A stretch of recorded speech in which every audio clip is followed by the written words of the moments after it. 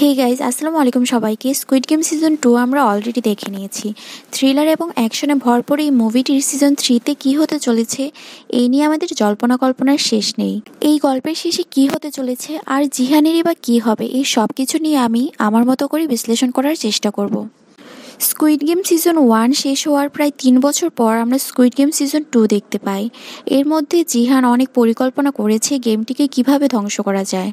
Season 2-তে আমরা দেখতে পাই অনেক চেষ্টা করার পর জিহান সেই রিক্রুইটারকে খুঁজে পায় এবং চায় ফ্রন্টম্যানকে জীবিত অবস্থায় হাতে নাতে ধরতে, এবং সে চায় গেমটিকে সারা জীবনের মতো বন্ধ করে দিতে।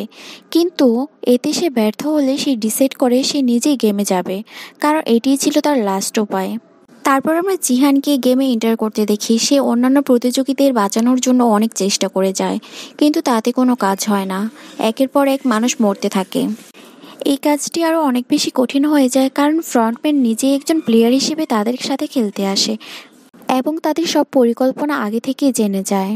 তাই জিহানও তার অ্যালায়েন্স মেলে কিছুই করতে পারে না। শেষে তারা ডিসাইড করে যে গার্ডদের উপর হামলা করবে এবং তারা এইভাবে ফ্রন্টম্যানের কাছে পৌঁছে যাবে। তারা তাদের চেষ্টায় সফল হয়ে গিয়েছিলই, কিন্তু তখনই ফ্রন্টম্যান তাদের সকল পরিকল্পনা ভেস্তে দেয়। এসে দেখা যায় ফ্রন্টম্যান জিহানের সব থেকে কাছের বন্ধুকেও মেরে ফেলে। এখানে সিজন 2 এর এন্ডিং হয়ে যায়। কিন্তু কথা হচ্ছে তারপর তারা কি করতে চলেছে। তারা কি জিহানকে মেরে ফেলবে বা তার সাথে কি করবে? আমার তো মনে হয় তারা জিহানকে মেরে ফেলবে না, কারণ এই গেমটি পরিচালিত হয় অনেকগুলো বড়লোক মানুষের দ্বারা। তারা চাইবে না এত ইজিলি তাকে মেরে ফেলতে, কারণ এতে করে গেমের মজা নষ্ট হয়ে যাবে। আর এসব কারণে হতে পারে জিহানকে বাধ্য হয়ে গেমটি খেলতে হবে।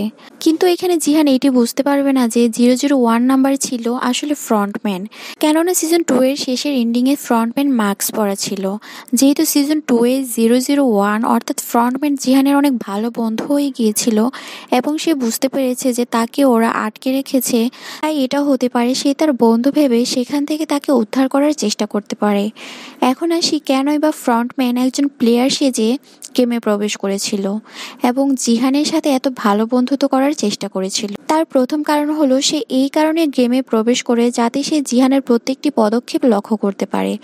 সে কোন সময় কোন কাজটি করতে চলেছে সেটি যেন সে আগে থেকে জেনে যায়, আর জিহান যাতে কোনো রকমের কোনো বিপদ ঘটাতে না পারে, তাই সে তার বন্ধু সেজে পাশে ছিল। কিন্তু তার পেছনে আরও একটি বড় কারণ রয়েছে। হয়তো উপস্থাপকরা চেয়েছিল দুটি ভিন্ন আদর্শের লোকের মধ্যে সংঘর্ষ সৃষ্টি করার, কেননা জিহান হচ্ছে এমন একটি মানুষ যে কিনা সবসময় মানুষের উপকার করার চেষ্টা করে, আর অন্যদিকে ফ্রন্টম্যান হচ্ছে পুরোই উল্টোটা। আর এটিও হতে পারে গেম অর্গানাইজাররা দেখতে চাচ্ছিল যে ভালো না খারাপ কার জয় হয় এই গেমে, কেননা জিহান গেমে প্রবেশের আগে ফ্রন্টম্যানকে চ্যালেঞ্জ করেছিল যে সে দেখিয়ে দিবে সব মানুষ টাকার প্রতি লোভ করে না, কিছু কিছু ভালো মানুষও আছে। আর জিহানের এই কথাটি সম্পূর্ণ ভুল, সেটি বোঝাতেই ফ্রন্টম্যান তার সাথে গেমটি খেলেছে। কারণ শেষের দিকে দেখা যায় জিহান চিরদিনের মতো গেমটি বন্ধ করার জন্য কিছু মানুষের জীবন নিতেও রাজি হয়ে যায়, আর সে বলে ভালো কিছু করার জন্য কিছু স্যাক্রিফাইস তো করতেই হয়।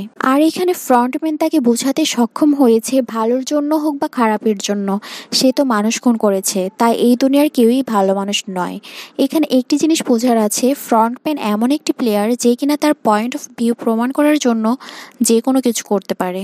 যেমনটা আমরা আগেও দেখেছিলাম সিজন 1 এ সেই বৃদ্ধ লোকটিও একই রকম করেছিল। সে জিহানের বিরুদ্ধে একটি গেমের বাজি ধরে নিজের জীবন হারিয়েছিল। তেমনটা আবার ঘটেছে রিক্রুইটারের সাথেও।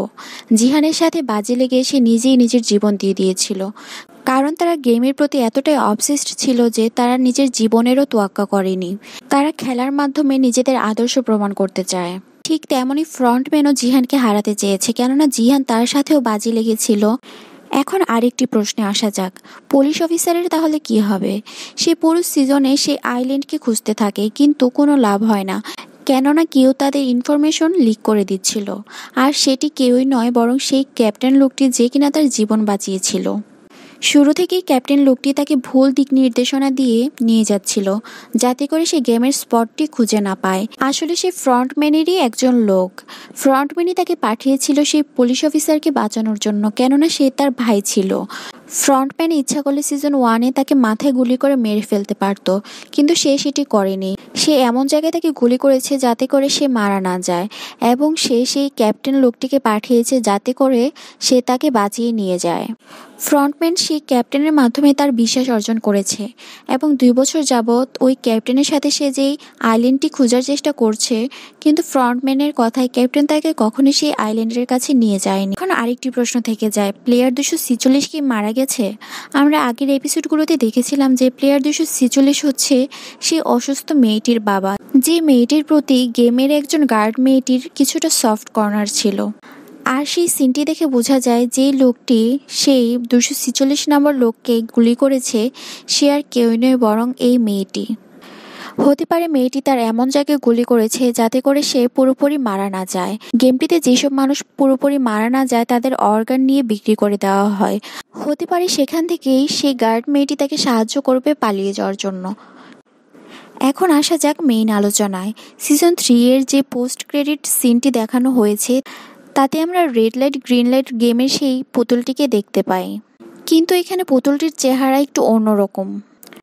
আর এখানে কিছু আননোন প্লেয়ার দেখা যাচ্ছে যারা কিনা গেমে অংশগ্রহণ করেনি।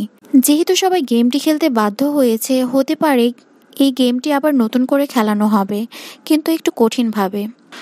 আর এটিও হতে পারে এই সিনটি কোনো পাস্টের সিন, কেননা এই সিনটির ভিন্টেজ কালার দেখে মনে হচ্ছে এটি কোনো পূর্ব কল্পনার দৃশ্য দেখানো হয়েছে। হতে পারে এটি কোনো পূর্বের সিজনের গেমের দৃশ্য যেখানে আমাদের ফ্রন্টম্যান ইনহুও অংশগ্রহণ করেছিল, কেননা সিজন 1-এ বলা হয়েছিল তিনি 2015 সালে গেমটি জিতেছিলেন। তাই আমি বিশ্বাস করি যে এটি হতে পারে সেই 15 সালের সিজনের কোনো সিন। আর এটিও হতে পারে সিজন 3-তে আমরা ফ্রন্টম্যানের পাস্ট সম্পর্কে জানতে পারবো, সে কেন এই গেমটিতে এসেছিল এবং কিভাবে সে ফ্রন্টম্যানের জায়গাটি পেয়েছে, আর কেনই বা সে এই গেমটি পরিচালনা করছে, এই সব কিছু আমরা জানতে পারবো। আজকের ভিডিওটি এই পর্যন্তই। আপনাদের কাছে ভিডিওটি কেমন লাগলো অবশ্যই জানাবেন, আর আপনাদের মতামত অবশ্যই শেয়ার করে যাবেন। আর একটুও ভালো লেগে থাকলে অবশ্যই আমার চ্যানেলটিকে সাবস্ক্রাইব করে পাশে থাকবেন। আল্লাহ হাফেজ।